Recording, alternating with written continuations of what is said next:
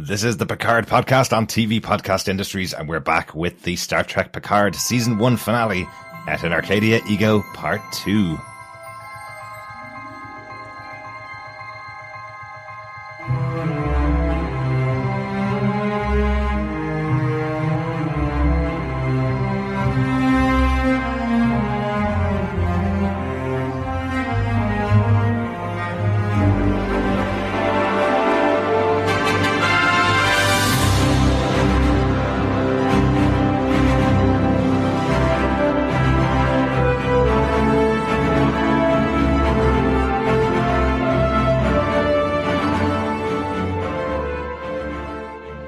Welcome back, fellow Trekkies and Trekkers. This is TV Podcast Industries, and we're talking about the final episode of Star Trek Picard Season 1 at In Arcadia Ego Part 2. I'm one of your hosts, Derek. Jolan True, fellow Trekkers and Trekkies. I am one of your other hosts, John. And rounding out this trio of Trekkers and Trekkies and Trekkites, and I'm pretty sure a few other things, it is I, Chris. I am back for the finale, because no one asked for it.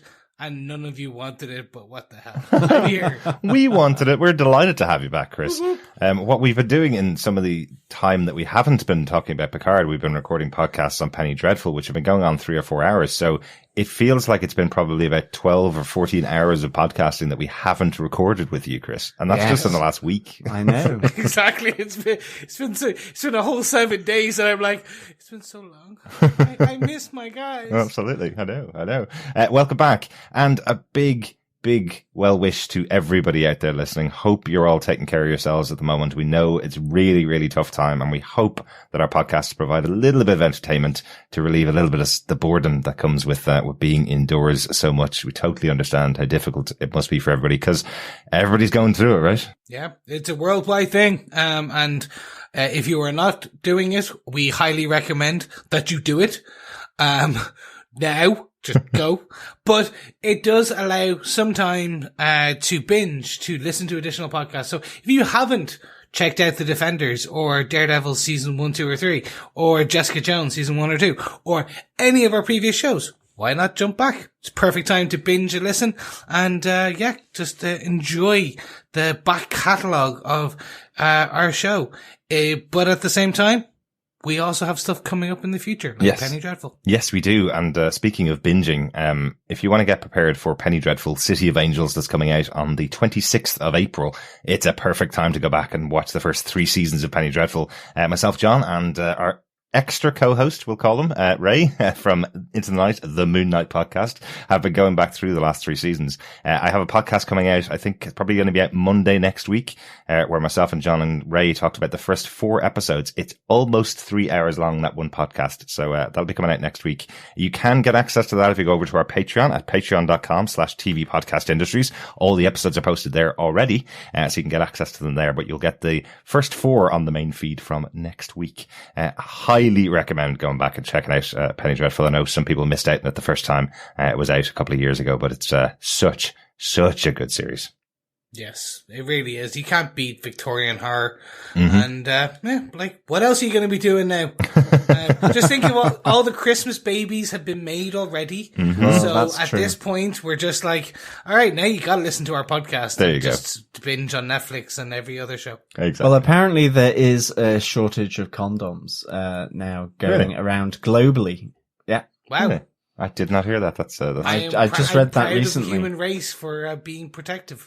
Absolutely. I suppose people could be using them as another form of glove, maybe, or something like that. But or maybe the makers were diverted into making gloves. Maybe, possibly. Or it's one for every finger. Yes, there you go. That's how they're doing it. Perfect. Or a handy place to put your Cadbury's finger or Kit Kat. But speaking of a Cadbury's finger, I'm quite hungry, but I could really do with a pub sandwich and a packet of crisps and a pint. So I think it's about time we go over to 10 Forward. Yes, fellow Trekkers and Trekkies, pull up your bar stool to the 10 Forward pub quiz. Get a bottle of your synthahol, which doesn't seem to be too great, but I think a dash of lime cordial may just sweeten it up a little. It's certainly green enough. It's certainly green enough indeed. But yes, I don't think Rios and 7 of 9 were fans of the synth hull at all. But nonetheless, let's persist with it. What's good for the geese is good for the gander.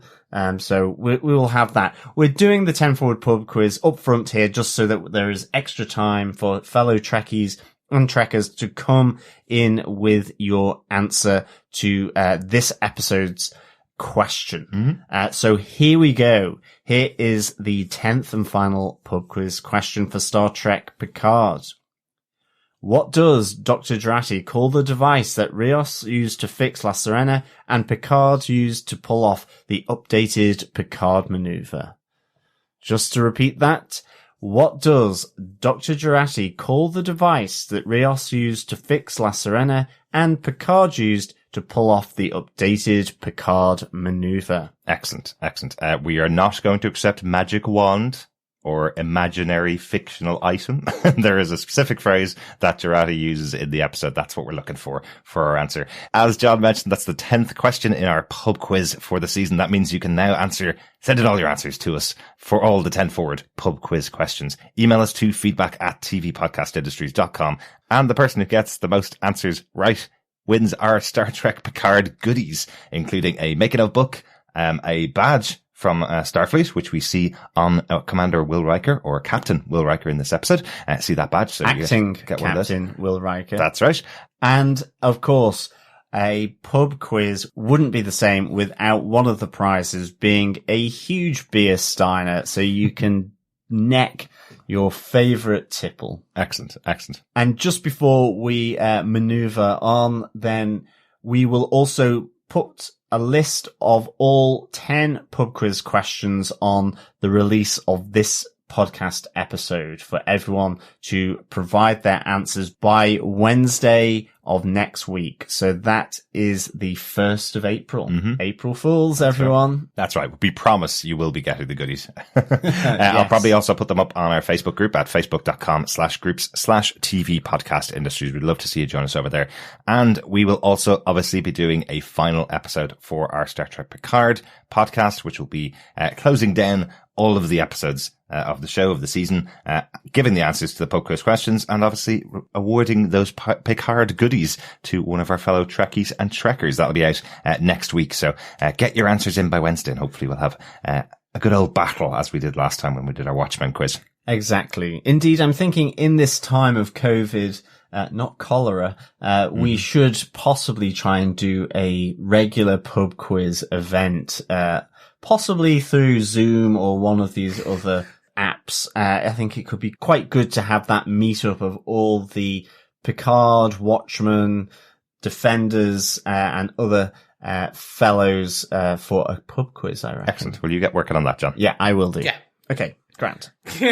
Done. John is just giving himself homework. Yes, right. I love that. Stamp. Dum. Done. Excellent. Let's get into this episode of Star Trek Picard, episode 10 of season 1. In Arcadia Ego Part 2. The teleplay for this episode was written by Michael Chabon, story by Michael Chabon and Akiva Goldsman, and directed once again by Akiva Goldsman. John, do you want to give us the official episode description for this one? Sure. A final confrontation on the synthetics homeworld, Coppelius pits Picard and his team against the Romulans, as well as the synths who seek to safeguard their existence at all costs. A tiny description. It is. Considering how many deaths and how many reanimations we have in this episode and that kind of stuff. So, is, yes. So they kind of avoided all the big points. Yeah, it's certainly shied away from the spoilers. Can I just pause for 1 second and give a bit of insight into kind of peel back the curtain slightly for our listeners? We use a doc because we're not always we're typically not always in the same room when we record. So we use documents just to kind of put and one thing we usually have there is the IMDb photos of the actual actors with their names, just so we can kind of refer back. So we never we messed it up a few times back in the previous times. So now we just want to make sure that we're always on point.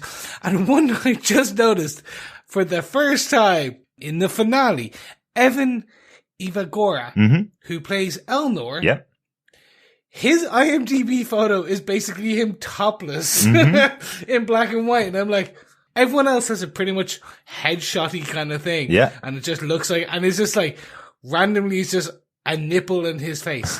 Well, let's say you may have noticed that for the first time in episode 10, Chris, but I don't think myself and John noticed it for the first time this time. There is a reason he is one of my favourite characters. Well, good to know. Now I understand. There you I go. was just like looking at it, I was just scrolling and went, oh, that's a nipple. There you go. Not Anyway. to say I've been stalking him, but I do believe that his IMDb picture has now updated. I think the one we have is an older version Yes. of it. It may have been something that was taken before he was on the show, so it might be that. Anyway, boys, let's get into our big moments for the episode. We must face the ramifications of the Prime Directive. Chris, what's your Prime Directive, the big moment for the episode that you want to talk about? So I just want to talk about 218 birds, 10 flowers, and 1 La Siriana. This is the big point for me. This was the battle that happened. First of all, 10 orchids. Wow, these orchids not fully explained, which I was just a bit upset about. I was like, wait, are they like Soji? Are they like synthetic organics? Or are they just an alien life form that kind of native to that planet? Or are they actually technology? Never really explained. But okay. Yeah, I think they did say something about them building more in episode 9. Yeah. But they build them fast. They got up to like 23 after 20 minutes of conversation in the last episode. And now we have a few more in this episode, I think, as the defense grid for the planet. But it is a weird defense grid, isn't it? The flowers coming out of space. Flowers are going to wrap up you. It's pretty. It's a pretty defense grid, but you would expect them to be a little more robust. The point I had down for this was flower power is no match for the warbirds. Well, exactly. Basically, they are rendered useless. So I thought they would be a bit more robust, than that, given that, they do take down the Borg cube, which presumably was armed and ready to engage. I think it was just shocked. I think they were just surprised when they arrived. So I presume the Romulans had been notified that these flowers are going to be coming at you. Don't wait for them. Shoot them down before they get near you. I did like La Sirena using it as kind of their own shield as they were avoiding the Romulan ships coming in. I thought that was kind of cool. A little bit of protection for them, I suppose. They'd probably be ripped out of the sky pretty quickly if the flowers hadn't been. Yeah, well, so originally they said they had 15. 5 were used in the previous episode, so they had 10. And they made the joke, is 10 enough to take down... Well, 10 could probably take down 109. What about the other 109? And I was like, that's okay, cool. So that's where I come in with the 10. Yeah. And they probably managed to pull more. One of the things about Star Trek that I've always enjoyed is it hasn't always had a reliance on star war, starship war, star battles. Yeah. This was still good. And the action was well centered. The CGI was well done. I thought they potentially might lean heavily into this and we were going to get a kind of like a Top Gun-esque, Maverick. Picard is taking over the ship and he is going to end up like destroying hundreds, like, cause he was a good pilot back in the day. And no, it was done. It was well done. It was a good use of everything. The pulling out, the Picard maneuver. All of it was just well done. And I think that's kind of, it subverted the expectation I had. I think that's probably the best way of putting it. Yeah. Yeah. And I think it wouldn't have felt like Star Trek if we didn't have a conversation that resolved the major issue rather than it just being a massive battle. In Star Trek, they have, as you say, Chris, they have tended to avoid the massive battles, or the massive battles have been a starting point for a big storyline. Exactly. The probably the most well-known one is the Borg versus all of Starfleet at Wolf 359. That was an incident that happened where there was a massive battle, and then for the next 5 or 6 years, stories were generated off the back of that massive battle. So having the season of Picard end with a massive battle between the fleet of Romulans versus Starfleet, it just would have felt weird in this show if that's the way it ended, I suppose. Yeah, I really, I enjoyed the battle. I think, dare I say it, this is how you do big space battles, with massive amounts of ships. I much preferred the way this has been realized than all the Star Destroyers in The Rise of Skywalker. And they kind of just seem to, like the warbirds actually fire their guns. You know, there's actually a battle. I just felt this was really nicely realized. And I thought, you know, seeing Picard maneuvering La Sirena through the orchids, although I still think they look like lilies, was really, really good. I thought it was nicely done, and seeing that moment as well, where then you get the Starfleet coming up against the Romulan fleet, was just really good. It felt epic. It felt that something could happen, even though it's primarily just a stand down of the Romulans.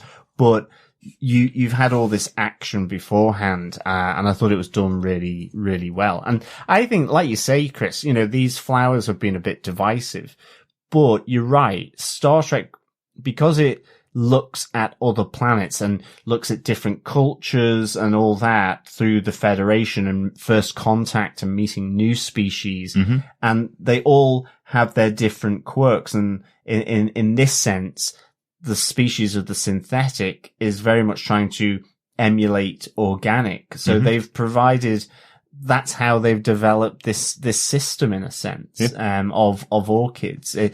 It allows for much more variety of imagination, shall we say. Yeah, exactly. If I had it recorded with you on the last episode, my fear was that this was an organic life from that planet. And I was like, are they just going to commit genocide? And we're going to just skip over that? Like, a whole thing just got destroyed. Like, an ecosystem. No, we find out that they're made. So the assumption is they're grown or built. But yeah, again, it's Star Trek. It's, as Derek said, the battle was used as a precursor. And we were given right up to the edge of an all-out battle. I think some people would have wanted that big battle between Starfleet and the Romulans, like all of these big ships versus the Romulan warbirds. But I think actually I'm happy with the way that this 280 warbirds versus 10 flowers and one little ship that could manage to de-escalate. Like, well, okay, there's obviously a lot more. We'll discuss these other points. Absolutely. But that was my big point. My big point was I thought I wanted a big, massive, epic space battle. Right. Because I always like big, epic battles. But no, this was actually this was nice. Yes. I just couldn't imagine that at the end of this series. I kind of feel like if that's what was the expectation, that it was leading to a massive battle in the last episode. Even the synopsis for the episode, the official synopsis, sounds like you're going to get a big battle, but it feels like you wouldn't have watched the other 9 episodes of the show, because the whole 9 episodes of the show are quite contemplative, in general. And, you know, it's dealing with Picard and dealing with him as a character. So, if it was leading to a massive battle, it would feel weird, I think, at the end of the series. That's it. And I think as well, seeing Picard and Dr. Jurati on La Sirena, I like the way she turns to him and says, so what's the big plan? What are we doing? I thought it was really good, because it, you know, Picard had something in his mind, but it wasn't maybe fully formed, and he was trying to get to grips with piloting La Sirena. But I like that idea that there was a make it up as you go along kind of thing. I thought that was really good. You know, he was going out there actually not to stop the warbirds, but to stop Soji, and in doing so stop the warbirds. So I thought that was kind of quite good. Perfectly laid me up for my Prime Directive there, John. Thank you. My Prime moment from the episode, my big moment from the episode, is Soji's choice. I kind of like that. Yeah, that was similar clever to Sophie's choice there. Yes. Yeah, there you go. Look at you, smarty pants. There, I'm sure that was the reason she was called Soji from the beginning. But I really like it, because again, it comes down to Jean-Luc Picard having this moment where he is believing in the abilities of others. He believes in other people to make the right decisions and make the right choices. That's what he's always lived his life by, and always lived his code by, really. So having this discussion with Jurati aboard La Sirena, where he says to her, it's not their fault. They're just children. They've just been brought up the wrong way. They've been brought up and they've been taught by fear, and fear is not a good teacher. What is a good teacher is leading by example.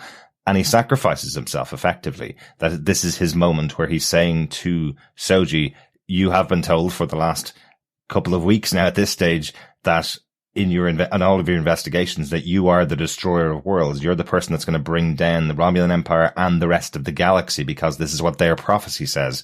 But this is your choice. This is your moment to realize if you stop doing what the prophecy said you were going to do, then you just become a normal person making choices.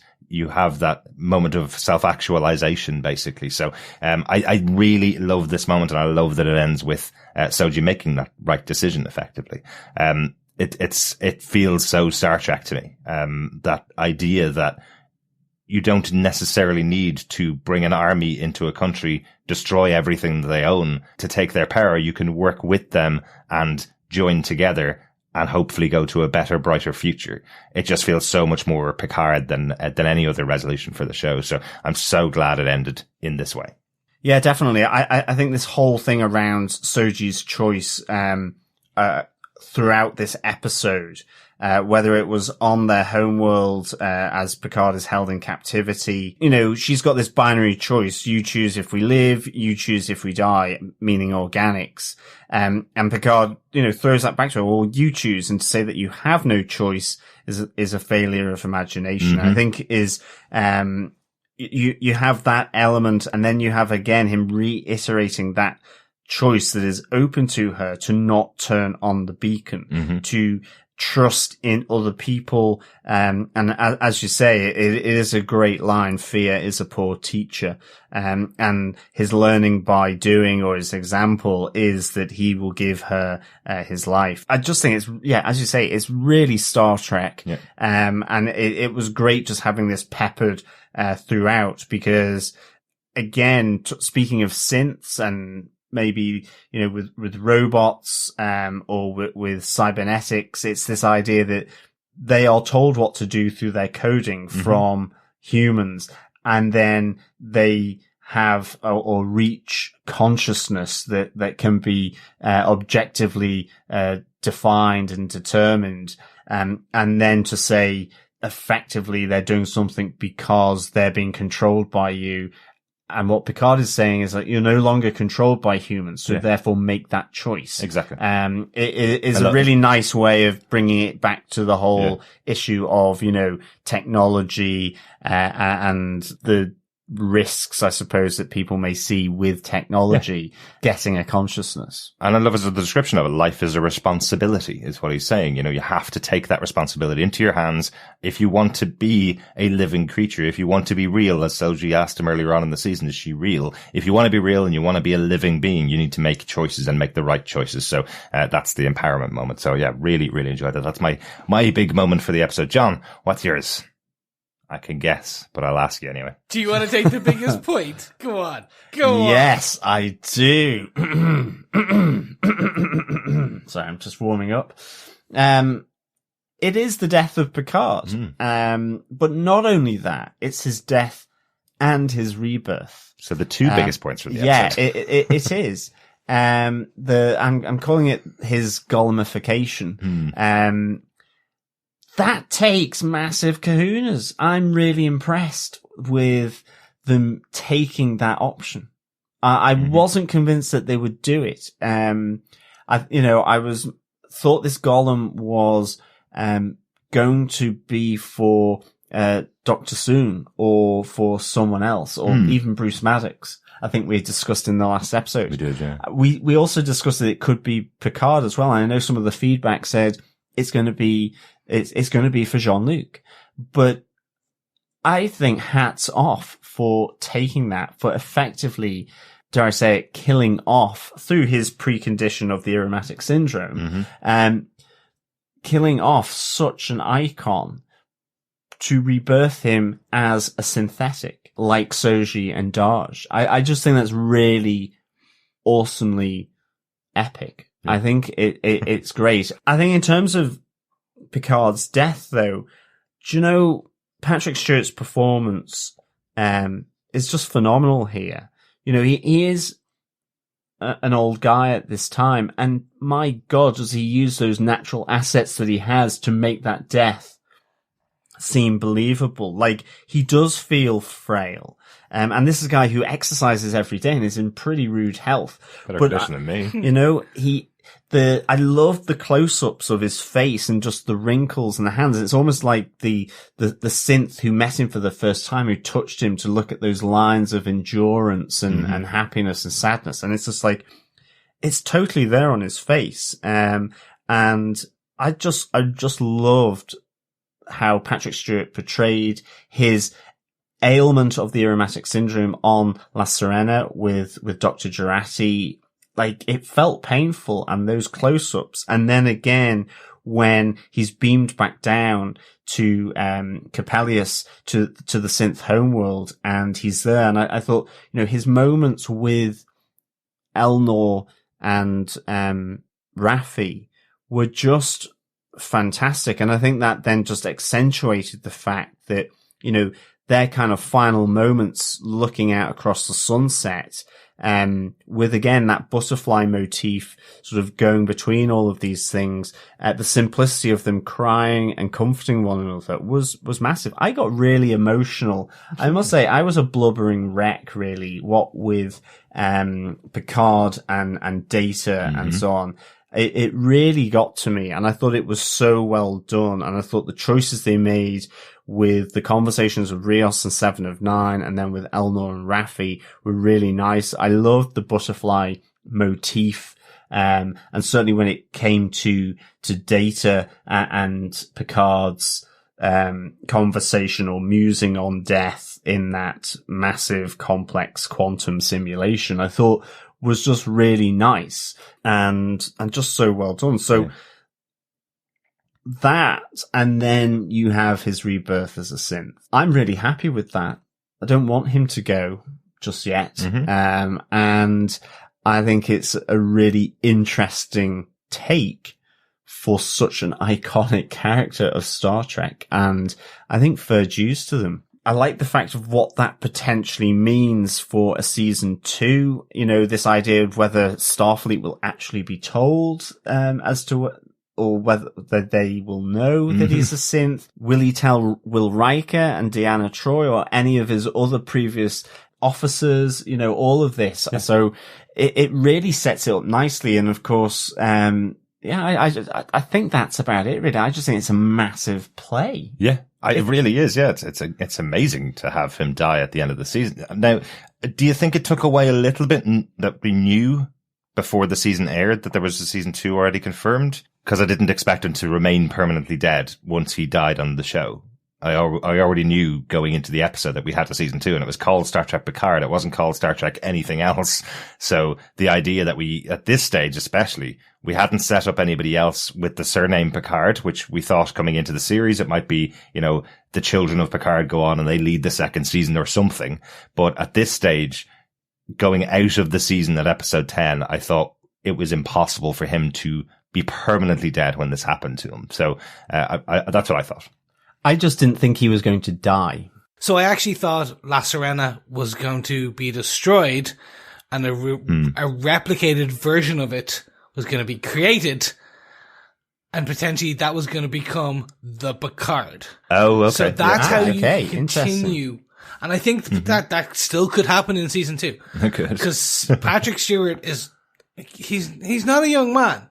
He may not want to continue. Like, they've confirmed season 2 and 3 of this. They've confirmed season 2 and said that they were allowed to start working on writing an outline for season 3, I think. They brought on a new showrunner for season 2. Michael Chabon was only on for season 1 always. They have a new showrunner for season 2, and they were told, crack a story that could be worked into a season 3. I can't imagine that they would stop making these if it's continues to be successful.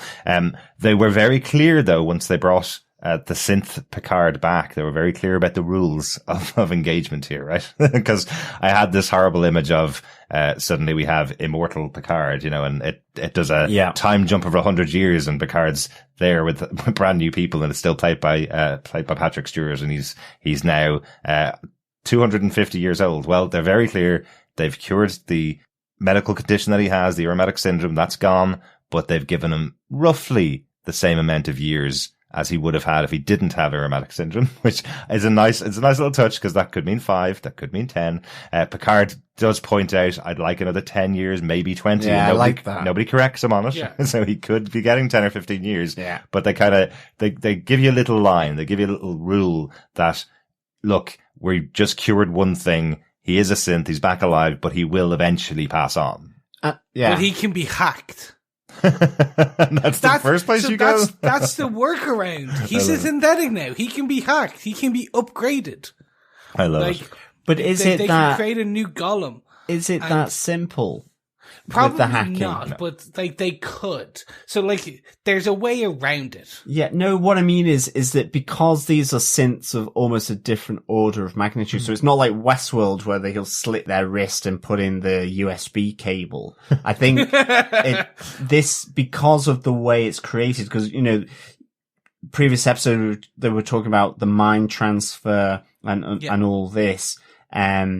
That's not to say I agree. It could be possible, but I think it's probably a more complicated procedure because of how this form of synthetic is being created and how the mind transfer, and those, layers of mind transfer that they were talking about have to be done. So I know what you're saying. It's a risk, but I don't think it's simply like they knock him over the head or EMP him and then it's like a slit of the wrist and a USB cable. I think. No, I think it's more that they've written themselves out of a potential corner. That was the problem they were going to face. Mm-hmm. Yeah. Which is they've de-aged to a degree Picard based on the actor himself so that he can be a bit more mobile than he actually was in the beginning of the show. Mm-hmm. They can, if they want to, upgrade him and all that type of thing. I don't see it happening. But also, I trust of the writer room I know so far, Mark Bernardin has gone in. Yes. As a writer in now season 2. Mm-hmm. And the other two writers, I can't remember their names, tip of my tongue, but there's a couple of writers in there who have done previous work. And they're good writers. I trust them. They're not going to go for the easy, how this week we'll upgrade, give Picard this power, and this, he's now super smart because he can hack. No, they won't do what they did with Soji, where suddenly she just knew things. I can't imagine Picard being like Rick from Rick and Morty or something and suddenly having, extra extendable arms and stuff. Again, they were very clear. We had Dr. Sung saying to him, I'm not giving you any extra abilities because you've had 94 years in your body and you know how your body works. I'm not giving you any abilities that you wouldn't have had yesterday coming back alive as a synth, and you're going to die when you would have traditionally died if you didn't have aromatic syndrome. So really all they've done is cured the aromatic syndrome and put him into a synthetic body. That's the basics of what they have done. And I think we also have to agree that with Star Trek, there are rules that they got to abide by, and to suddenly have the ability to take off an arm and lash on a gun if they needed it in a certain situation is probably not something that this show would do. He also does say that you haven't been augmented in any way. So, and I think the context, so he comes back, but the context of his conversation with Data previously about life and death, it's why he says, you've not made me immortal. But then there's the cheeky wink to, well, maybe an extra 5 or 10 years or 20 years, because there's the idea as well that they can listen in on that conversation, with Picard and Data, because Picard isn't part of this massive complex quantum simulation. He's real, as Data says. Yeah. So I think that context is why they've made that choice not to make him immortal. And because it would be going against his wishes. So I think that context maybe adds to that. But I still like the cheeky wink from Picard of an extra 10 or 20 years. You kidding me? You didn't do that. Yeah. But I think it's massive just because of the discussion we've had, just what it entails, what potential it has, I think is really, really good. Do you think they've pissed off a fan base? I think the particular group of fans, I'm using air quotes around them. We're all using they probably haven't watched any of the series. to be fair, these are the group that aren't willing to subscribe to Amazon Prime or to CBS All Access to watch these shows and are constantly online. You know, we cover many TV shows as people who listen to TV podcast industry. We've been doing it for years. And when you jump into a TV show that is based around Marvel, or a TV show based around DC, or a Star Wars movie, or a Star Trek show now these days, they seem to have this gaggle of people who are willing to jump on every single thing they read and not watch something and see whether they enjoy it or not, and still are willing to call themselves fans even though they don't watch it and like to complain about it. I don't know where that came from. It seems to have jumped out of somewhere years ago. Like in the past when we were kids, and Chris, you're probably exactly the same. When we were kids, you remember the Marvel versus DC fandom. You remember those people who just attacked each other saying, I like this type of book in comics and you like that type of book in comics, and they're completely different and we hate each other. Now there's people who say they are fans of the thing that other people are fans of and attack each other for not liking the specific part of the fandom that they like. So have they pissed off people that call themselves Star Trek fans? 100% they've pissed them off. But have they made a lot of fans of Picard and of the Next Generation? Have they made them happy? I think so. They've made me really happy, which is all I can really speak to. So I'm really happy about this decision. And it's a nice final moment. You get an emotional connection to the character in this moment. And we've heard throughout the series that synthetics are real to Picard. He spent most of his life aboard the Enterprise working with a synthetic who is his best friend, so he believes they're real, and he's now very similar and slightly more advanced as well. So it's a cool idea. It is. I mean, it's also a bold risk. And it's a bold. Do you remember Dodgeball? That's a bold choice, Cotton. I literally, when that happened, I went, "That's a bold choice." Mm-hmm. I'm with it. Yeah, exactly. I really enjoyed it. Yeah. It's just a bold, like, you're killing off your main character and you're bringing him back. But you're killing them off. Mm-hmm. It's a bold choice. Technically, they killed off two big characters and brought one of them back. But I think, look, at the end of the day, I suspect that elements of the Picard and Data conversation people would have had an issue with because it expressed love between two men, effectively, in that sense. So, I mean, look, at the end of the day, who cares if there are fans or people? You know, I think in terms of reviewing this, our thoughts are that it's great. Mm-hmm. Yeah. So, gentlemen, just based on a bit of time here, let's move on to our medium moment for this episode. Implement the Omega Directive immediately.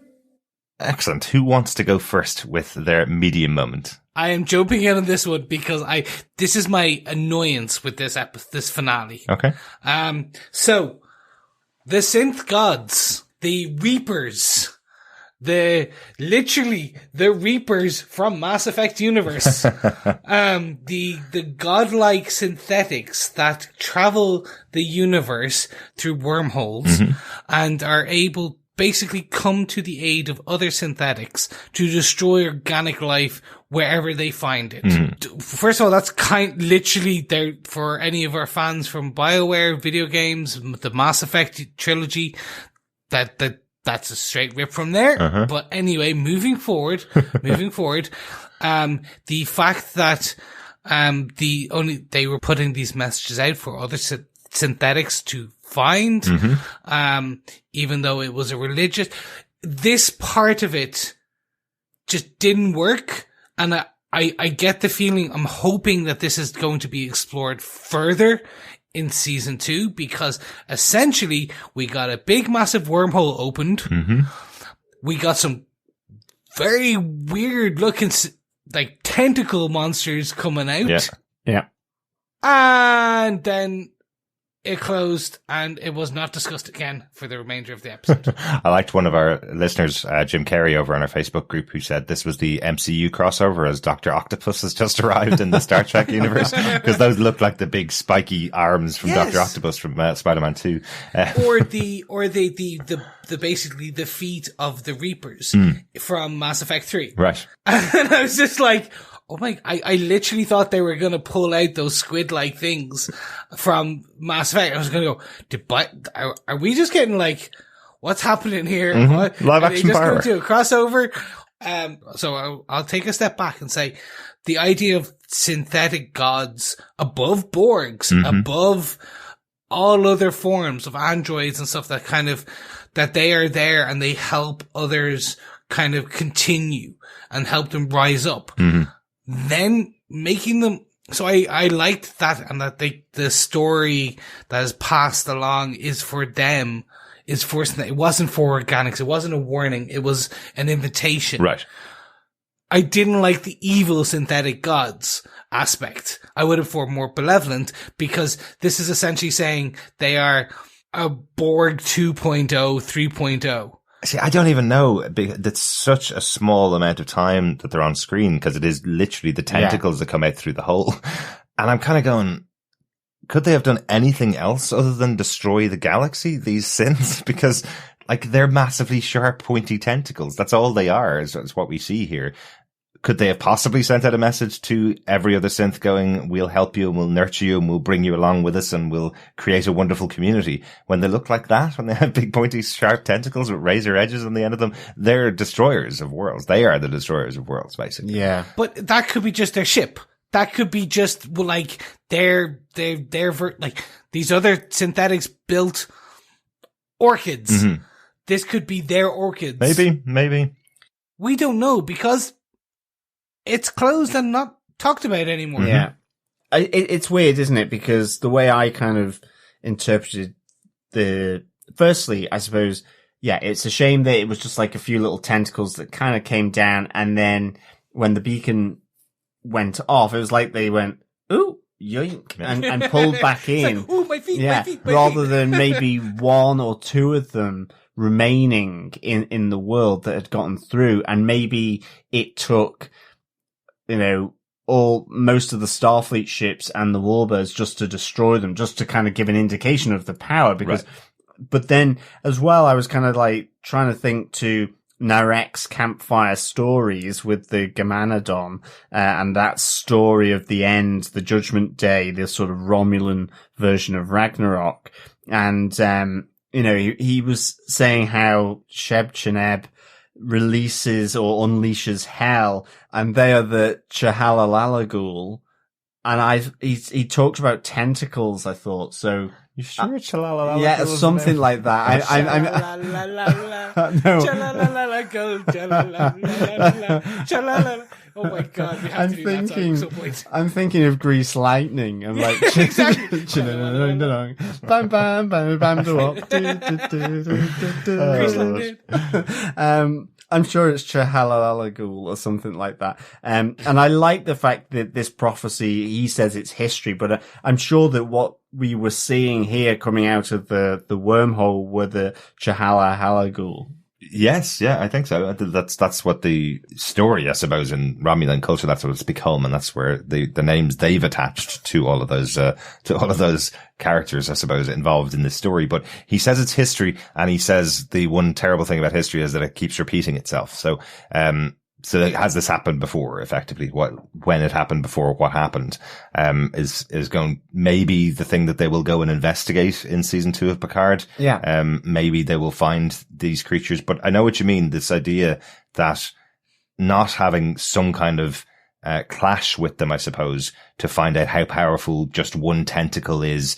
It does seem like a bit of a miss. It's something that Star Trek Next Generation did with the Borg the first time. They had a clash with them, and then they were sent back to their own universe, saying, you're not ready to face a threat as horrible as the Borg. So for the next season or 2 seasons where you didn't see the Borg, you knew that this impending threat was coming, I suppose. So, So doing something like that with the Chalalalagul, as John seems to be calling them. I'm sure that wasn't what it was in the subtitles, but we'll see. But having that idea that this impending threat could come in season 3, meaning that season 2 they go out and they try and find some idea of who they are. But the story is closed quite significantly at the end of this show, that I really don't know what is going to happen in season 2. I don't know why this team of people are together, other than they get on really well with each other. By the end of this episode, there doesn't seem to be much impetus as to what they're going to do in season 2. But if they'd done that moment, as you say, John, that moment where they had to have a battle against the attacking invaders or part of them, and go, oh no, this is really tough. We need to get more reinforcements in season 2, that would make more sense. They're going to be the A-team of the galaxy. Pretty if much, your yeah. planet's in trouble and no one else can help, call the A-team or the P-team. It will be the P-team. It's Picard. Yeah. So, because I know we have some other bits to discuss, but for me, Mm-hmm. this is where I think they should have done, which is Next Generation always had this amazing opening monologue to boldly go. It was Patrick Stewart saying, like, the USS Enterprise, blah, blah, blah, blah, blah, boldly go where no man has gone before. And you thought Michael Chabon would piss off Star Trek fans. Yes. Wow. Here's me. Over 500 episodes of TV where they had an intro with that wording, and you've gone, yeah, blah, blah, blah, travel, something, something about space. That's as bad as my pronunciation of Romulans. I wish they'd called Sheb Guneb Frank or something like that. Oh no, it's the great Frank. Anyway, it would have been good to end on that, which would have been a kind of monologue from Picard, which is we go out into the great unknown to find these chalalabongs. Because that's the problem. Like, if they had set it up, which is we are going out into the great unknown to boldly go where no man or synthetic has gone before to find these, they could have set it up. But the problem is, right now, they probably are building it for season 2 or to be discussed. But at the moment, it just looks like a massive dropped thread. And it just looks like a massive piece of kind of storyline where they've been building to the destroyers, which is actually, hey, you thought the synthetics here were the destroyers? No, the destroyers are these guys, blah, blah, blah. Oh, no. And that's just, it just felt like that for me. So I'm hoping I'm wrong. And I'm assuming I'm wrong because people who are paid more than us and who are fantastic writers are looking after this right now. And I trust. It just feels like that dropped thread. Yeah, I don't know. I think the concept, as we talked about in point number 1, the idea that Soji had a choice to make. Soji made the right choice. They're pushed back into their own galaxy, and that could be the end of the story for me, because that's the decision that she made, is to now go out into the world and work with humans and work with other organics, and working together makes us a better collective, effectively. That's the whole concept. So by them, it doesn't feel like a drop thread. It feels like they ended it in a satisfying Star Trek way to me. That's kind of where I'm seeing it. But if they'd wanted to set up a big bad, that was the way to do it. So, but we'll see, and we'll see where they'll go in the next season. Hopefully we'll have some information about that in the future, before we get back to season 2 of Picard. Chris, that was your Omega Directive. John, what's your media moment from the episode? My medium moment is Riker joining the fight as acting captain aboard the USS Zhang He. Look at you. Yes. I love the fact he faced down the Romulan warbirds, especially where he says, is that General or Commodore O, I'll blast your traitorous ass. I just thought it was really nice. I liked the fact that he showed up. We knew that he was still in the reserves. And I just thought it was that nice little interchange between him and Picard as well, where he says, just because I didn't try and talk you out of it didn't mean I was going to let you go it alone. What, I'm supposed to sit around in the woods cooking pizza while you had all the fun? It's just this camaraderie between these two. It's just something special from the Next Generation. And of course, it elevates it even more knowing that these two get on in real life. And because you can sense that adds to it. It's like with Patrick Stewart, in the X-Men movies with Magneto and with Ian McKellen, because they're good friends and the characters then, it just adds something. It's kind of interesting, I think, seeing it.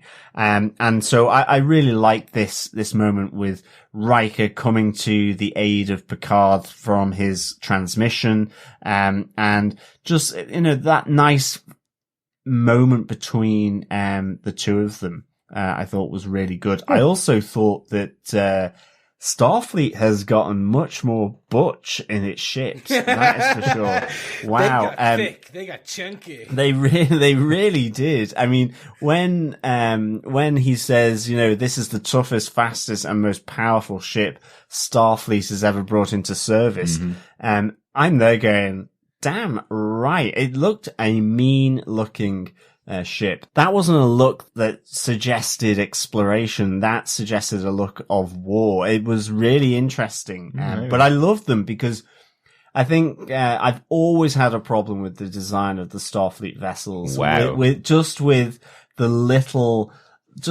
matchsticky things where the engine is held onto. The nacelles.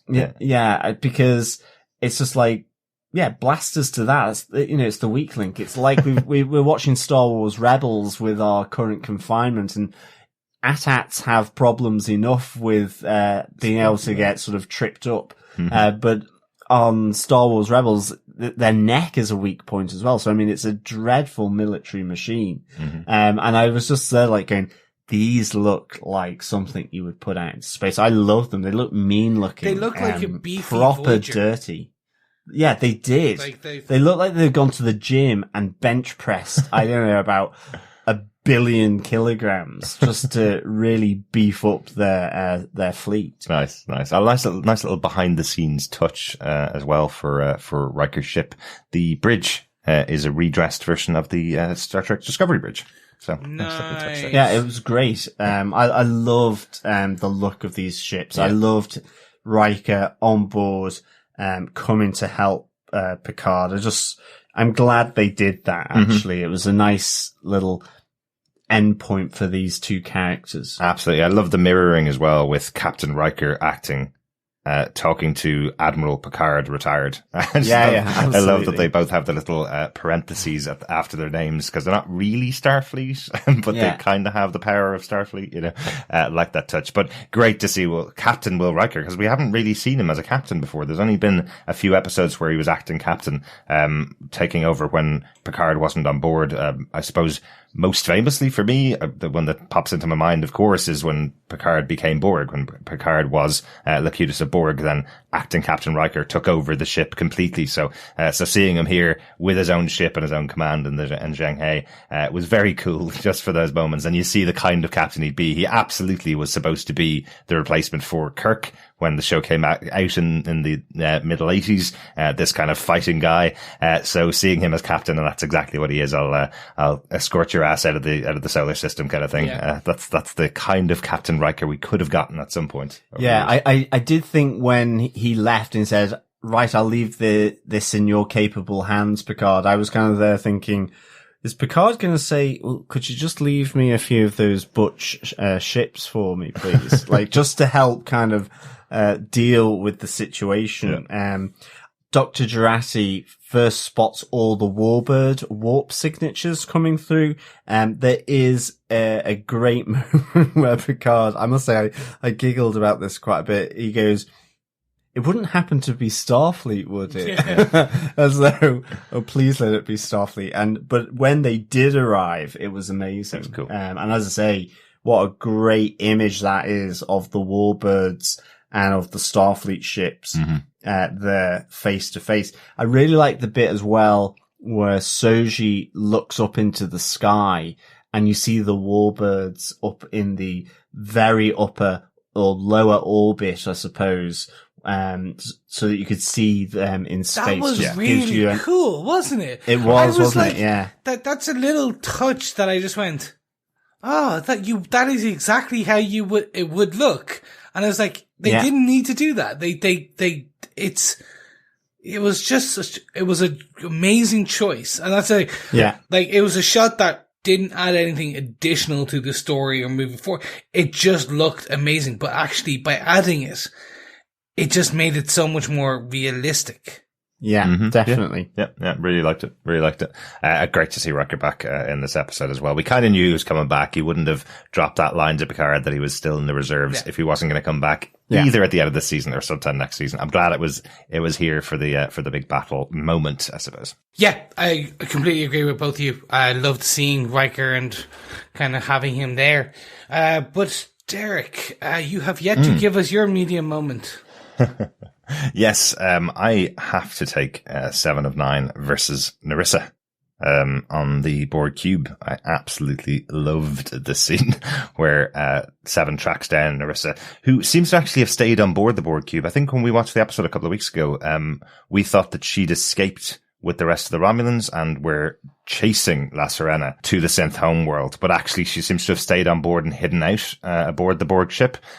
We see her being visited at the start of the episode by Narek, but this moment where she's about to blow La Sirena out of the sky, yet we have 7 arriving to take revenge for Hugh, just felt so satisfying. Really did. I've loved the role that Peyton List has played throughout this season. She's been a really good villain, and having a proper one-on-one battle with one of my favorite characters from Star Trek. You know, 7 has been such a great character in the series so far, but having the battle between the two of them is a great fight in itself. Yeah, definitely. The throwing each other back and forth over the console while it's counting down the moment to having Sirena in its sights to blow it out of the sky. I just thought was a really cool moment, and then getting the kick to the midriff, going, "This is what I've waited for," and kicking her straight into the depths of the Borg ship as she screams to her death. I thought was just such a great, again, satisfying beat. Saying, "This is for Huey." Mm-hmm. Yeah. This is for you. Damn it, John. No, great. It was a great fight. Part of me for a second wondered, it's like, oh, will she ever return from that? No, no.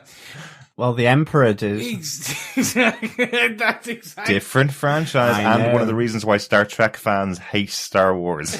Remember, they're two different universes, and they don't do those types of things usually. But if you don't see a body and you don't have a funeral, that was my bit. We didn't see a body. Like, also someone is missing. At the very end of this episode, could that person go find her and help her if she's like mangled body type level?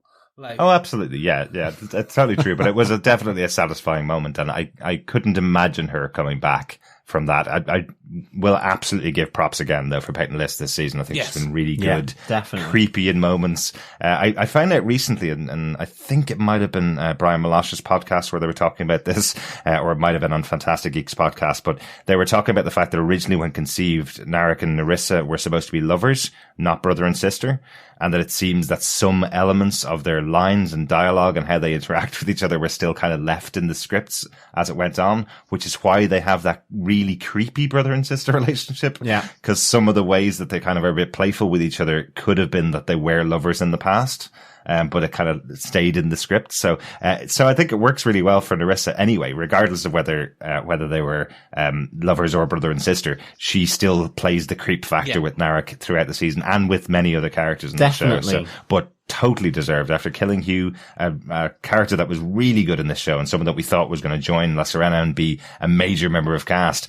After killing him, she deserved everything she got here. I think that's why when she asked to throw her laser down into the void where she eventually falls, I thought it was great that they that little touch of 7 of 9 saying, "and the rest," and taking those little blades that she had used to kill Hugh, off her. I thought that was a nice little touch. And I think, I'm definitely with you. I think she's played this role, of Narissa really well because she has been that great ice cold Romulan, secretive, highfalutin a bit, sort of definitely looking down her nose at everyone. And yet she's a really interesting, complex relationship with her brother, where she's almost been treating him like a foot soldier, but yet there is this brother-sister relationship, which is a little creepy.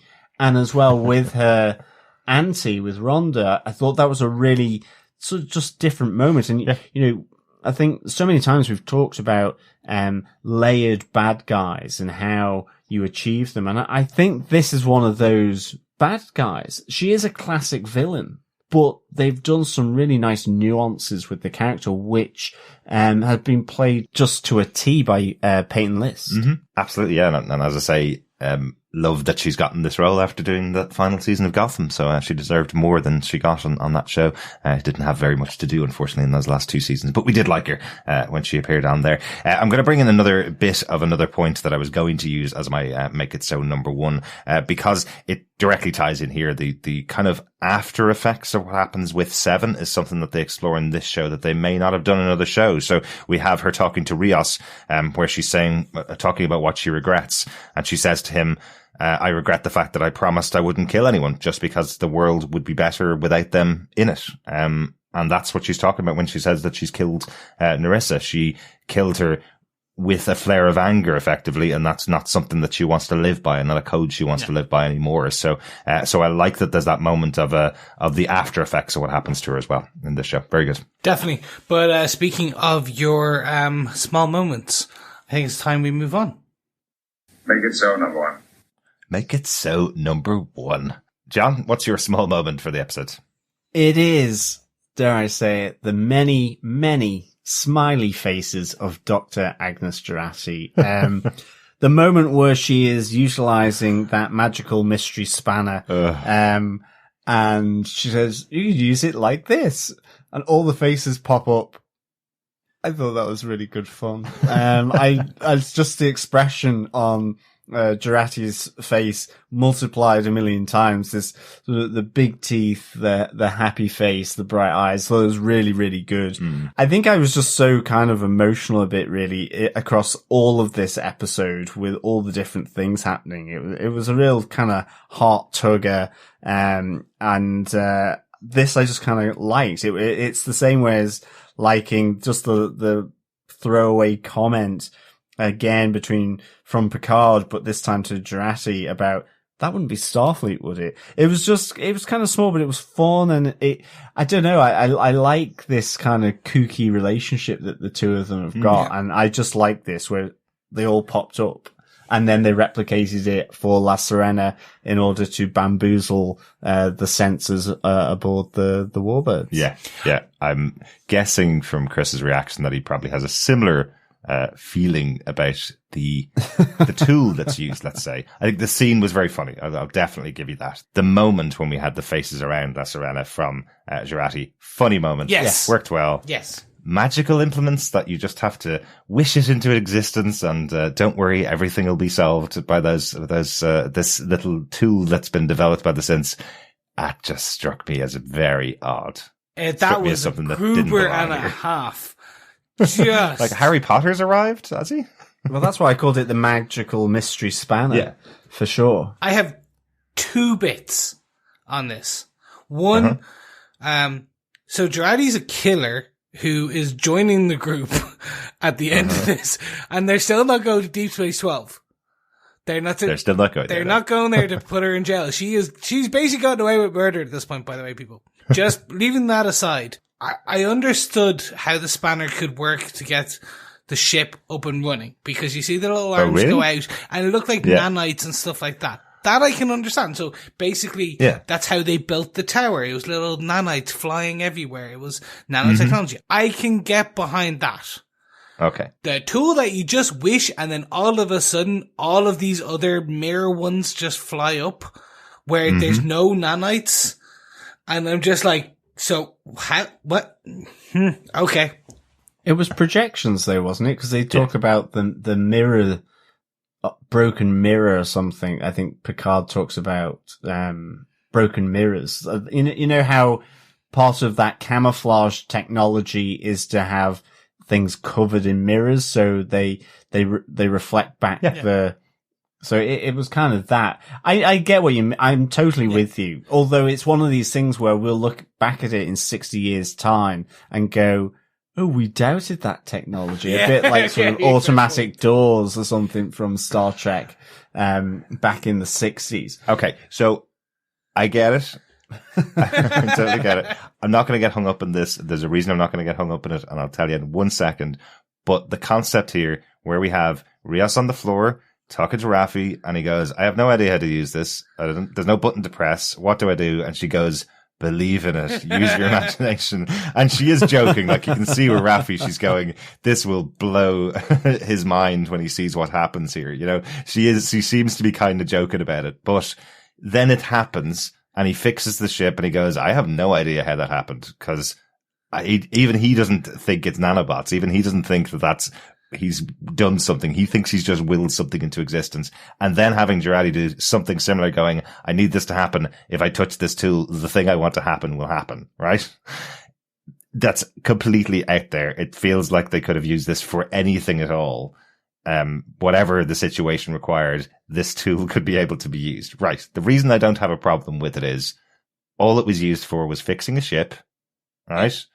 And then to disguise La Sirena for a couple of seconds while it got out of a tricky situation. It wasn't the resolution to the entire series, which it could have been. That's the reason why I don't have a massive problem, because I can nitpick about it and I can laugh about it.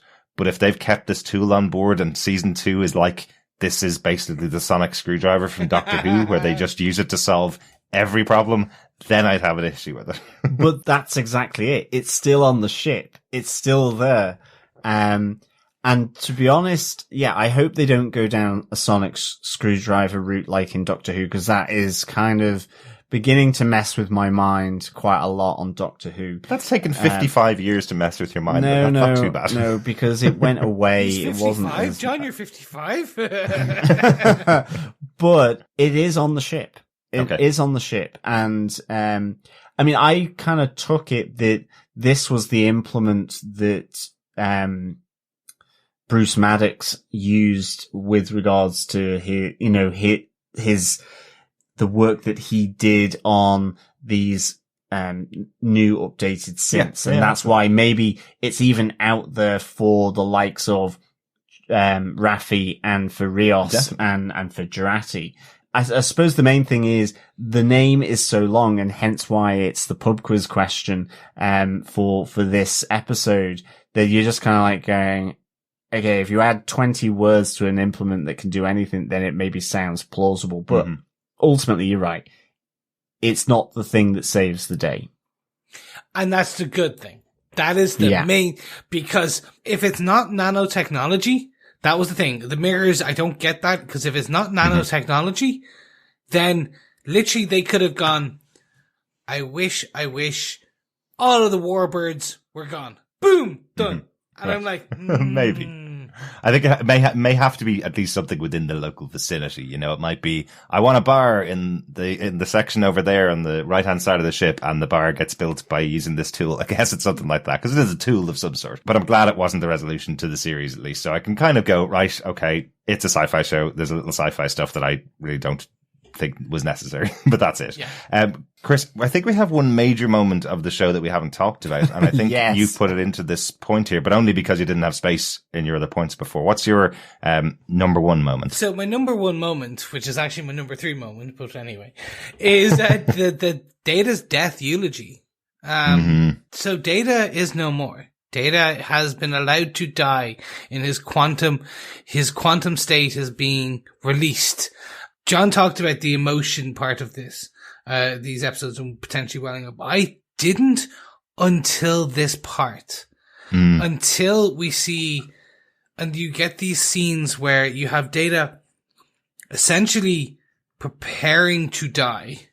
Like him shuffling and fixing the room in his quantum room, his quantum massive complex quantum simulation. Yes, his quantum simulation, where he's essentially preparing to die, and then he ages and dies, and at the same time we have Picard giving this eulogy of life, death, choice. What it means to be alive, and what it means to be a synthetic who chooses to die, because that is the ultimate proof of life, because you're finite. So, and that for me was just like that was some of the best writing in this series, because it was just really so well done. And it was it kind of encapsulated a lot of what was throughout this season in terms of what it means to be a synthetic if you can live forever. Like, if you are not human, what is life? What are all those ideas and machinations pulled together into this essentially beautiful goodbye for his friend who he never got to say goodbye to. And that was the bit I was like, oh. Yeah, definitely. Brent Spiner and Patrick Stewart here. They're just so good. This was the second time I welled up. I can't believe you've put it as your minor moments, Chris. But I just thought it was, as you say, Chris, such a great musing on life and death, and also that closure from Insurrection as well. I loved it where Patrick Stewart says, "You can't remember your death, and I can't forget it." You know, going right back to the first episode of this season. I thought it was really nice. And again, I spoke about the butterfly motif. I really love that, as you were saying, Chris, that mortality gives meaning to life, and a butterfly that lives forever is really not a butterfly at all, because that's it. Their life cycle is what weeks, and mayflies are a day, this kind of thing. You know, these cycles of life is what give them meaning. And because it makes, the memories precious, because they actually can't endure with you, but they potentially endure with other people.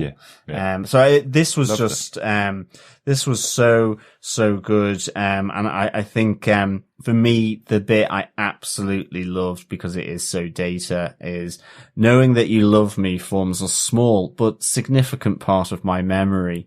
I hope that brings you some comfort. Fantastic. And I loved Patrick Stewart response to it, where he's like dead excited, because it's such a sciencey thing. It's like, the risk is this with plus or minus such and such probability, but he goes, yes, it does. He says it with yes, this is great. After they have basically expressed that they loved one another. So I thought this was really, really good. Something special, for sure. Definitely. Really good send-off for the character of Data in the show. And, we have Brent Spiner back in the show as Dr. Sung, so we may see him in the future. So we haven't lost Brent Spiner from the Star Trek universe. And it's a nice send-off, with the action movie send-off that Data got at the end of Insurrection, feels like something that the family of Star Trek didn't get the ability to say goodbye to the character. So a nice moment here between Picard and Data in that final ending, I suppose. Definitely. Really good. It's a really well acted moment for all of them. The music playing at the end again being the same music that we've heard many times connected with Data as he passes away. And Chris, to your point as well, as he fades, and we have Picard holding his hand as he goes into death, and Picard's wearing his Starfleet uniform as well. I thought that was such a beautifully done CGI moment as it kind of fades into the background and then fades to the kind of space scene of the. That was superb. Yeah, definitely. Really cool. Really, really cool. But Derek, what's your last and final number 1 point? The point I'd chosen from my last moment was actually just the Seven and Rios discussion, but the other stuff that's in there, you also mentioned, John, as well earlier on, but Elnor completely breaking down in the arms of Raffi. That was heartbreaking as a moment. Thought it really worked well for the character, because we know of him feeling left behind by his father, the father figure that is Picard. We know how much he loved Picard, and being left behind for those many years and finally getting back to being with Picard and then losing him again is really heartbreaking for him. And it works really well for the character, because we know with Elnor and the absolute candor ideals of his sect, he will be free flowing with his emotions, unlike anybody else that we've met before. He's completely free flowing with those emotions, and it felt so heartbreaking. And he takes Raffi kind of on that emotional break with him at the same time. I just thought, as a scene, it worked really well, seeing all of the reactions to everybody to the loss of Picard and what it means to them. One thing I do like is the potential for season 2, where we get this adopted son and adopted mother between Raffi and Elnor. Because we do know that she is cleaning up her act, but her own son doesn't want her. And we do know Elnor is an orphan. So this could be, and with this piece at the end, I could see it being this, there's a potential for a great relationship there that we haven't seen explored. Definitely. Absolutely. Any notes? Anything else? Isn't there something else you have to do? One thing I wanted to note about the episode, I just made me question, because we talked about it last time in episode 9 as to who the golem was supposed to be created for. We speculated whether it was Bruce Maddox possibly being brought back, and that's how they encouraged Jurati to get involved. We'd speculated maybe it was for Dr. Sung himself, and then it was given over to Picard. When Picard says to Sung, "I'm really sorry, this was intended for you," he does this really strange motion on his face. He gets a strange look over his face as if it was never supposed to be for him at all. And I wondered, was it intended for Data, this mind that had already been mapped the same way that Picard's mind is mapped, almost? Were they intending to bring him back using the golem? Because it just feels like, I don't know, maybe it was just in the moment, but it feels like Dr. Sung was surprised by the idea that Picard thought it was for him. I took that facial reaction as, well, I'm about to die, so, well, thanks. Because from my understanding, it was for Data's brother, Sung.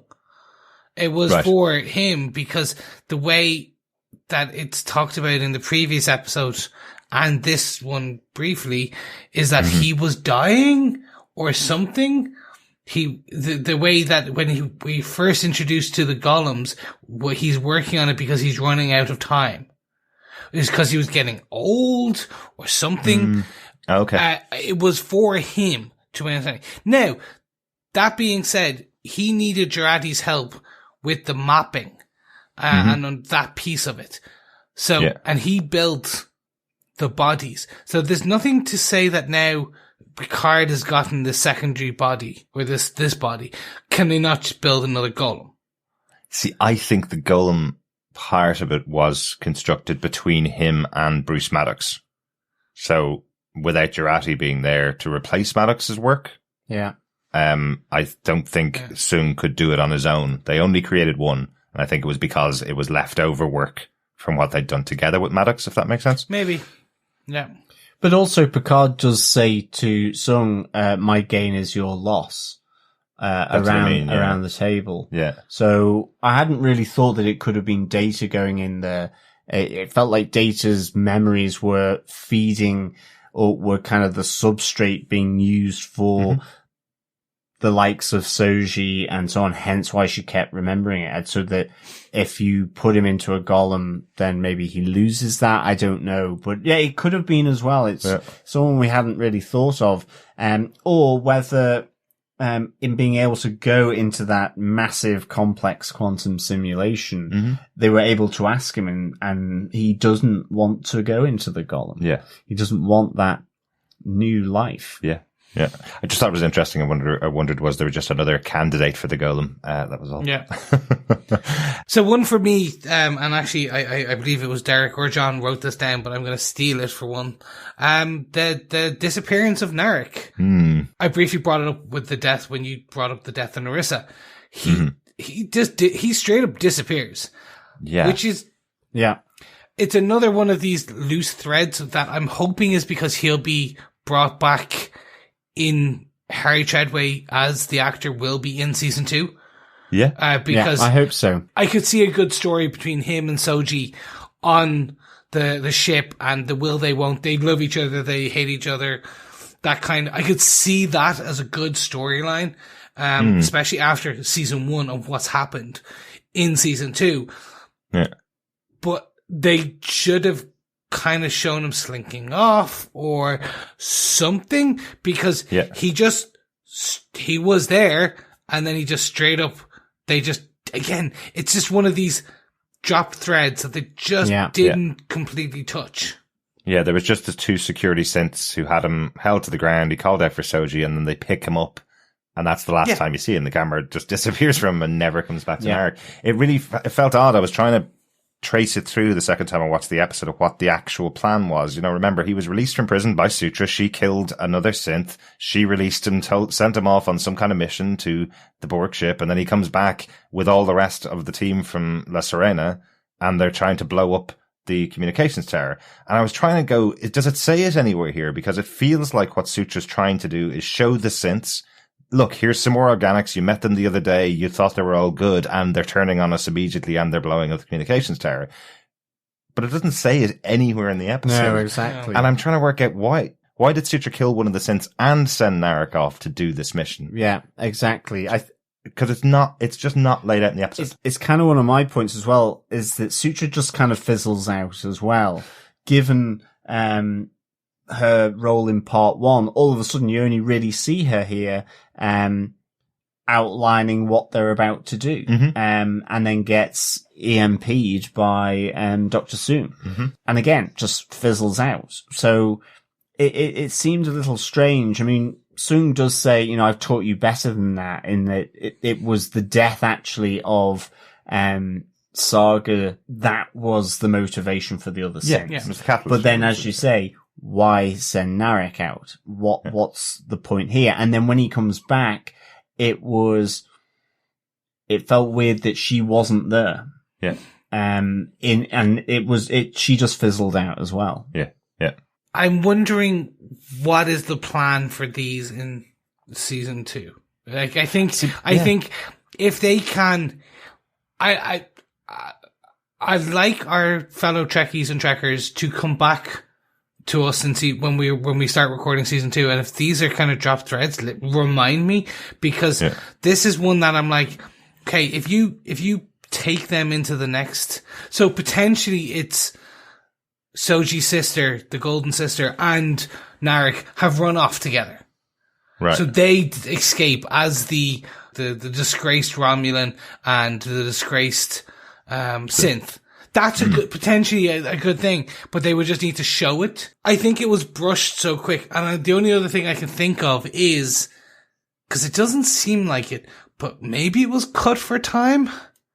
Well, basically we were talking about it last episode for episode 9 being part 1 and episode 10 being part 2, that we were going, why would you do that in a streaming service? Put the two of them together, especially because episode 9 was so bad that it could only have helped it being a 2-hour show with the ending coming here. Watching this episode, it feels like this episode should have been an hour and a half with the same start, the same middle and the same end, and just deal with some of the issues that are brought up in the episode quicker, because I'm just going to wrap up everything that I have as other points in this section. I'm going to put them all together and say how quickly it all resolves itself in those last moments at the end when everybody's on La Serena, where we have the kind of camera panning around and everybody's chatting with each other. You have Dr. Girardi kissing Rios, so their relationship's back on again. You have Raffi and 7 of 9 downstairs having a drink and holding hands. No real explanation as to whether that's a relationship or whether that's a friendship moment. Don't really know what's going on there. Then you have Picard coming upstairs. You have Elnor back on board. You have 7 as part of the crew. You have Soji back on board saying the synth ban has been lifted. Is this one day later after the synths have declared themselves under the protection of Starfleet? Have they suddenly lifted the ban that's been around for 14 years, which was the central catalyst of the show? That last couple of seconds at the end of the episode just goes by so fast, and so much information is dropped in there that has taken place, I suppose. So it's not things to explore in season 2. It's things that they needed to tie up to get us out of season 1, and they did them in very small lines and very small moments in this episode. And it just feel like it flew by really quickly. And You're going, am I supposed to have paid attention to that? Am I supposed to have noticed that from something that happened earlier on in the season? Well, the Raffi and 7 one made me double take. Mm-hmm. Let's not go down the route, but I was like, did I miss have I forgotten a whole conversation where they had this big, they've previously been friends or romantically involved or XYZ, or literally, I actually skipped back a couple of scenes in case I missed that kind of title at the bottom, like where it goes 7 days later. Right. Like maybe just because I was watching it on a small screen. They've literally only interacted once before, which was the before going off to the planet for that big mission. And you did get Raffi saying to her, "I really respect what you're doing out here. That's the kind of thing I would want to do." You saw the respect between the two. And there certainly was a moment where Raffi was telling you how much she really liked what 7 did, and she would do something very similar to what 7 does. It's a bugbear for me on TV shows when they do this kind of stuff. Make it plain, make it obvious. You just had Rios getting kissed by Dr. Girardi upstairs. If you want to say that the two of them are in a relationship, have the two of them kiss in this scene at the end of the episode. But having them linking hands the way they do, it just doesn't tell you whether they are in a relationship, whether they're really strong friends, whether this is a new respect gesture that takes place in 500 years. That's how people show respect for each other. Yeah, after COVID-19. Well done. That was quick. Exactly. You only hold someone's hands at one moment, and that's the moment you tell them you respect them the most. Yep. Maybe that's it. But it doesn't tell you anything. And all it does is have people have arguments about the characters, basically. So I wish they'd been a bit clearer about what was going on in that scene. Yeah. But that was it. That was the points and Easter eggs and stuff that we noticed within the episode. One tiny little thing that did bother me about the episode was, how does everybody know Picard's catchphrases? Damn it. Like everybody is sitting around waiting for him to say engage. Even Elnor, who would have no idea, even if it was something that was on the curriculum in Starfleet that everybody saw, the Bridge of the Enterprise, and saw, episodes that were created for their training in Starfleet. There are some characters there that shouldn't know this, but everybody seems to get really excited when he says engage. And we also have a moment where Dr. Jurati says to him, make it so. She would never have heard that phrase before. Why is she excited about saying make it so to him? So I was very well justified having a reaction like this to it, because the other day on Ready Room, the after show that Will Wheaton does, Patrick Stewart and the actress who plays Agnes Jurati, Alison Pill, were talking about that particular scene, and he said he didn't want it in the show, but she pushed so hard and begged with him so much to be the one to say it that he allowed her to do it, but he didn't want it in the show because he thought it was going to be too much fan service. There you go. So I'm on the side of Sir Patrick Stewart as well. And it's a good side to have. But for me, it was really, do you remember that joke in Family Guy where it's like, oh, they said the name of the show in the show? It was kind of like that. I was just like, that makes no sense. Neither of those make sense. Like, it's not like Riker has made a joke out of it. Like, and then they're following on the joke. But no, because Soji's the only one who's met Riker. It was kind of like, unless there's like the life of times of Jean-Luc Picard, and he's known, like his, like in the, do you remember the documentary they were interviewed, they were filming at the very beginning? If they had have called it out and going, well, you're well known for saying X and Y during these things. You're a war hero. You're like you're ambassador. You're blah, blah, blah. And you have an amazing catchphrase in blah and blah. Yeah. They had to call that. Then go, okay, well, he's known for that. It's become. Now, they did call that out in the novel. They call out that, cadets hearing him say engage or hearing him say things on the bridge, it goes across well. I just probably, this particular crew of people all waiting in anticipation of him saying engage felt like, why is this happening? Say the line. He's going to say the line. He's going to say the line. Anyway, that closes out of episode 10 of Star Trek Picard. John, overall, what do you think of episode 10 of Picard after episode 9 was a little bit of a disappointment? For me, I really like this episode. It's not perfect, and I think the notes unfortunately pull a lot of those points out, but they're kind of minor for me. I think I give this 4.5 Uber synths out of 5. Excellent. For me, it was the absolute emotional core of Jean-Luc Picard with Data, Jean-Luc Picard with Raffi and Elnor effectively passing away. I think the absolute balls of bringing him back as a synth, I think really interesting, really tease it up. I love the emotional element of Riker and Jean-Luc having that moment on the bridges of their respective ships. And also just the big standoff between the two fleets. Yes, I would have liked to have known a bit more about the Shalamala dingadongs coming out of the wormhole or from Greece. And I would have certainly liked to have seen a bit more of an ending for Sutra and Narek. Or at least some hint of their ending or what is to come. And I think, talking about catchphrases, then, there's a little issues, but I give it a strong one. I definitely defend it, because, I think the emotional, highs of seeing this iconic character doing what he's doing was amazing. Absolutely. I totally echo that. Chris, what do you think? So I know we're going to do a more seasonal wrap up, later. So, I'll talk about my overall thoughts at that point. As a standalone episode, I'm with John. It's like, yep, we've going through the notes. We've talked about the good. We've talked about the bad.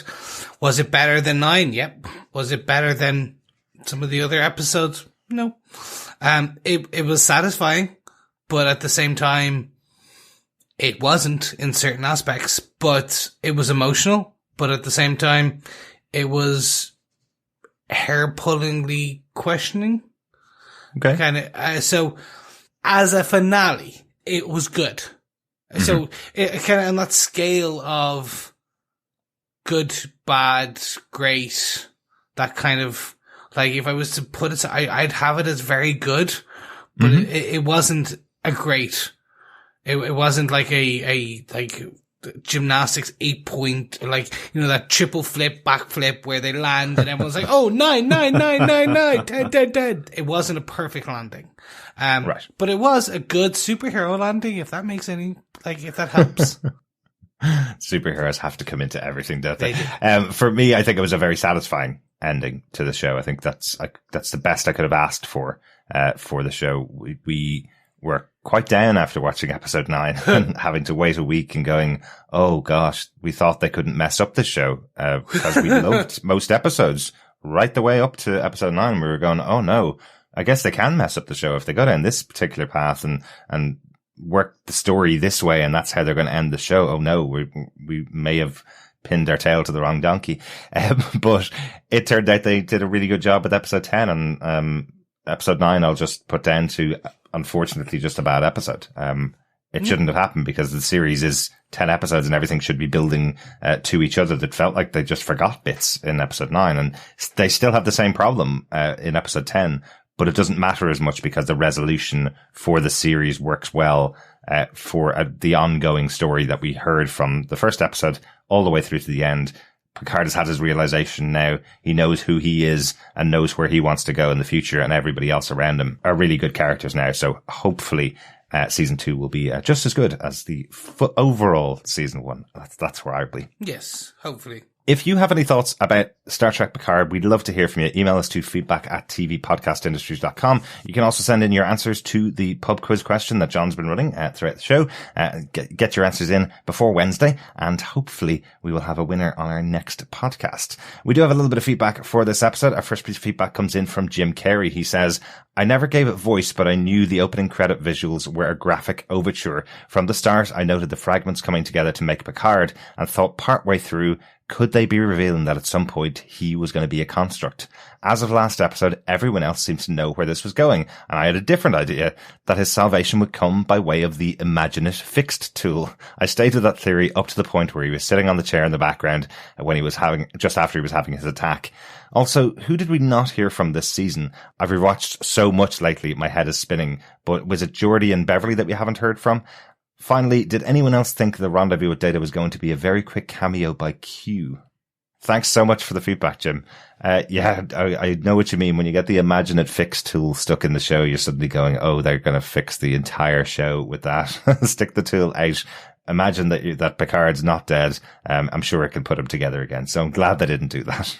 Yeah, likewise. I would have been interesting to have the cameo by Q in that simulation with Data and Jean-Luc. That would have been really fascinating to see what they would have come up with there. And it's not one I'm personally against. So, yeah, I like that idea. And yeah, we didn't get much of Beverly. I think there was at least a bleak reference to Geordi around the attack on Mars and so on beforehand. Yeah. And of course, yeah, I like the graphic overture, idea as well. I think that's a really nice thing to have that connection from the very start in a way. The only other big characters I could think of that we didn't hear from was Wesley Crusher. We haven't heard anything about what happened to him, but he did leave the show around season 5 or season 6, I think. Yeah. Worf, of course, that we haven't heard from. There is very, very good details given about where Worf is, where Geordi is, and where Beverly Crusher are. They're mentioned in the novel if you do want to know what's happening to them.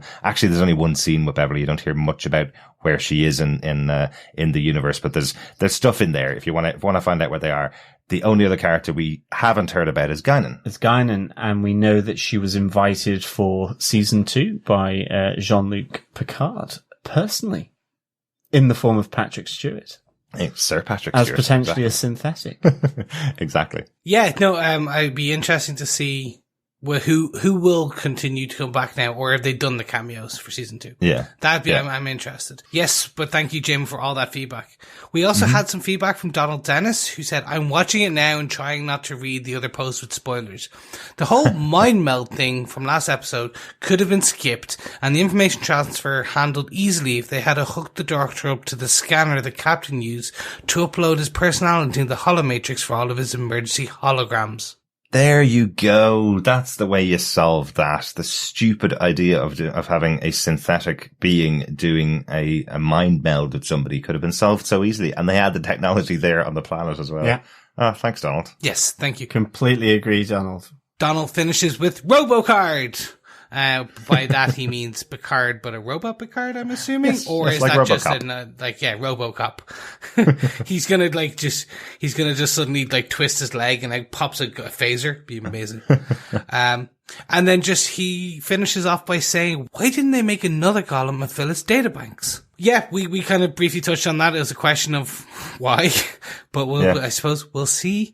It's one of the amazing questions that will plague us. But what won't plague us is RoboCard. Yeah, thanks, Donald. Loving RoboCard. Great idea. I wonder if he will. I know he isn't augmented, but I just wondered if, shoot lasers out of his eyes. No. It'd also be a nice little link to Locutus of Borg as well. And yeah, Jim, thanks again for the feedback. Mm-hmm. One final piece of feedback from Dr. Bob Phillips before we close out feedback. Bob says, I did appreciate this release from dealing with the coronavirus threats in real life and being reminded about the key messages of Star Trek. We work together, we work with integrity, we love, and we teach by example. Thanks so much for that, Bob. I think that was really good to share with everybody. It's a really good sentiment that came to us at the end of this season of Star Trek Picard. Thanks so much, everyone, for joining us. We hope you stay subscribed to the podcast. And if you enjoy what you hear, why not share it with your friends? Because sharing the podcast is sharing the love. You can also support us on Patreon at patreon.com/TV Podcast Industries. We will be back next week, as we mentioned, for our season 1 wrap-up of Star Trek Picard. And any feedback that you have, if you want to send it in to us, you're more than welcome to, and we'll discuss it on that episode. We'll also have the winner of our 10 Forward pub quiz, so make sure you join us for that episode.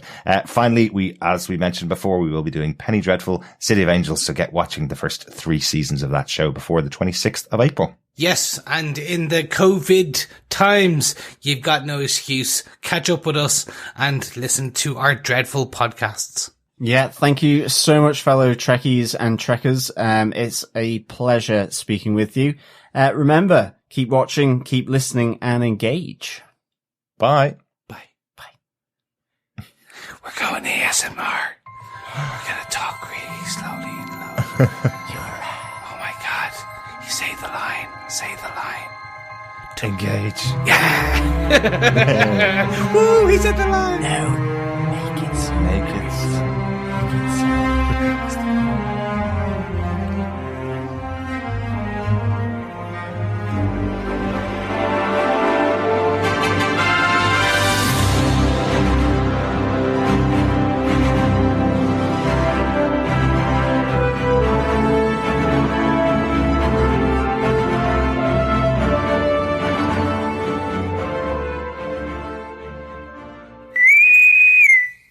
At In Arcadia Ego Part 2.